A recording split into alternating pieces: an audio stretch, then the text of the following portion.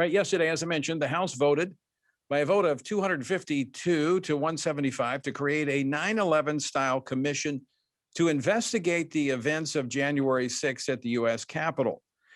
35 Republicans voted with Democrats in support of the commission, despite the urging of House Republican leader Kevin McCarthy and Senate Republican leader Mitch McConnell, who said this yesterday. What is clear is that House Democrats have handled this proposal in partisan bad faith, going right back to the beginning.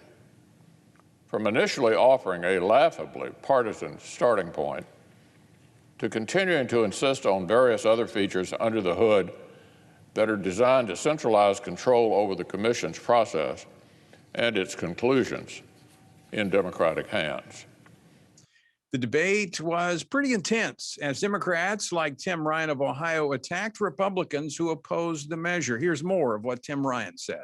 I want to thank the gentleman from New York and the other Republicans who are supporting this and thank them for their bipartisanship. To the other 90% of our friends on the other side of the aisle, holy cow. Incoherence. No idea what you're talking about. Benghazi, you guys chased the former Secretary of State all over the country, spent millions of dollars. We have people scaling the Capitol, hitting the Capitol Police with lead pipes across the head, and we can't get bipartisanship. What else has to happen in this country? Cops. This is a slap in the face to every rank and file cop in the United States. If we're going to take on China, if we're going to rebuild the country, if we're going to reverse climate change, we need two political parties in this country that are both living in reality, and you ain't one of them. But Republicans like Dan Bishop of North Carolina didn't hold their tongue in responding. How can you have a bipartisan commission with an all-Democrat staff? How do you do that? And why is it that there is no willingness to look into all of the riots and the arson and the violence and the burning? If we're concerned about the danger that police officers were in on January 6th, and certainly they were, then why don't we have that concern for the dangers, the violence, the injuries, the deaths that have been faced by police officers across this country? Why is one form of political violence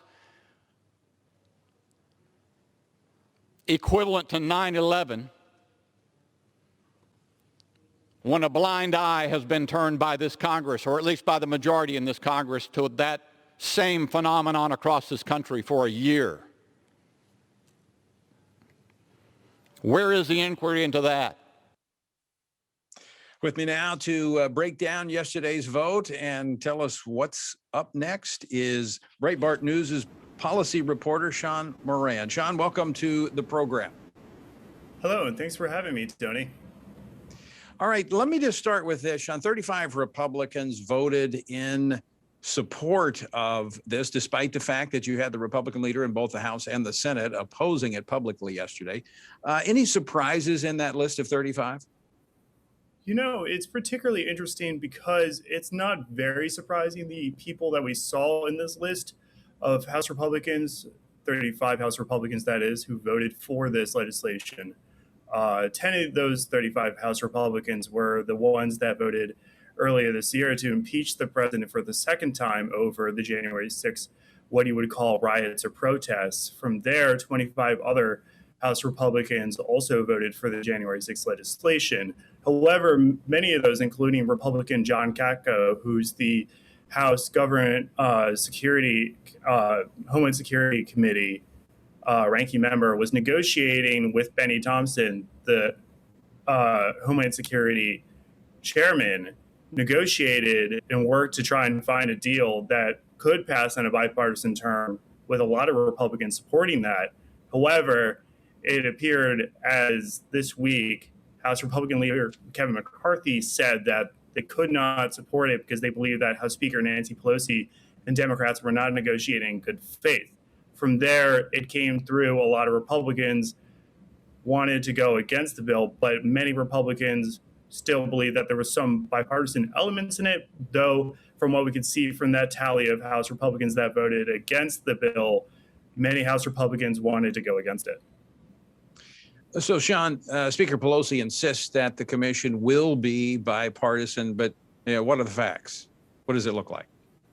It's really quite interesting to see that the commission would, at least in her terms, in what she believes would kind of limit the subpoena power for a lot of people to talk. But there's still a lot of worry from House Republican Kevin McCarthy, as well as other Republicans, that high-profile Republicans such as McCarthy could be subpoenaed through this. What's also been very interesting to see is that yesterday in the House floor, Congressman Chip Roy from Texas also talked about how this legislation to create a commission to investigate January 6th is not really necessary because there are a lot of committees such as House Judiciary Committee, House Oversight and Reform Committee, or Nancy Pelosi could even create her own committee, a select committee that is, to investigate these January 6th protests and riots without having to create her own commission through this legislation. So Democrats believe this is the proper way to investigate what happened on January 6th, while Republicans believe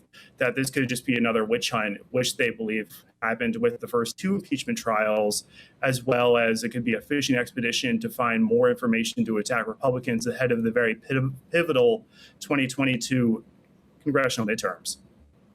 Well, that's not much of a reach, given the history of what the Democrats have done in the last 4 years.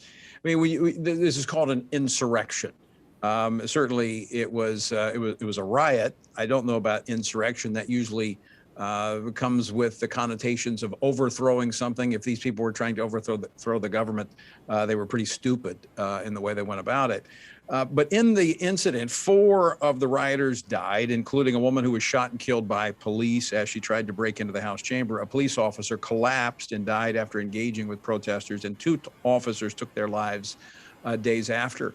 Now, one of the issues that Republicans repeatedly raise, you heard it from Dan Bishop, that why the monolithic look at just this incident when in fact it was preceded by violence across the country in which a number of people were killed, in which public property was torched, private property was torched. What was the Democratic response to that? The Democrats believe that that's kind of singling out and creating a red herring for Republicans to distract from the issues of January 6th. And you can see that a lot of more establishment leading Republicans, such as Congresswoman Liz Cheney, the former House Republican Conference Chair, has been talking about this as well. But as you can see, a lot of House Republicans believe that this January 6th commission, in many ways, is really distracting from the issues that they want to focus on. That is, talking about the issues that pertain to President Joe Biden's administration, the many crises that have kind of emerged over the last many months, whether it's the energy crisis, whether it's the issues with Israel and Palestine that are currently happening right now, and many other issues, as well as the prospects of inflation. So when you talk about these issues that really start to emerge, there are really some interesting questions that are starting to say about what's going on right now. Well, let me ask you about that, Sean. I mean, could this in fact be a diversion by Democrats to take the focus off of the border, in which people are, they're pouring across the border? We're setting records in the number of people coming into the country illegally. Gas prices are going up. The Middle East is melting down. I mean, could it be that this is to try to turn the attention, just like they did with the Russia hoax and the other impeachment, to try to turn the attention of the American people away from really what's happening? It's really hard for myself to say, but a lot of Republican leaders, such as Kevin McCarthy, the new House Republican Conference Chair, Elise Stefanik, have been saying that even during a press conference today, as we've reported at Breitbart.com, that a lot of these issues are really trying to distract from what's going on, like you said, with the border crisis, with the energy crisis, the problems with inflation, and everything else going on. It even appears that there are not a lot of proposals that Democrats are even trying to push on the border issue. And if you're going to come up with some sort of solution with these problems, it doesn't seem that the Democrats have many. So Democrats appear, and many Republicans have been saying this, including, I believe, Congressman Lance Gooden from Texas said after this January 6th commission vote that they're really just trying to focus on this singular issue to distract from all the other issues that Democrats have. And that particularly goes in the context that Democrats have a historically slim majority in the House. So it's going to be Right. very hard for them to defend a lot of their issues going on right now. Yeah, I think you're right. Sean Moran, thanks so much for joining us. Appreciate you coming in today. Thanks so much, Joe.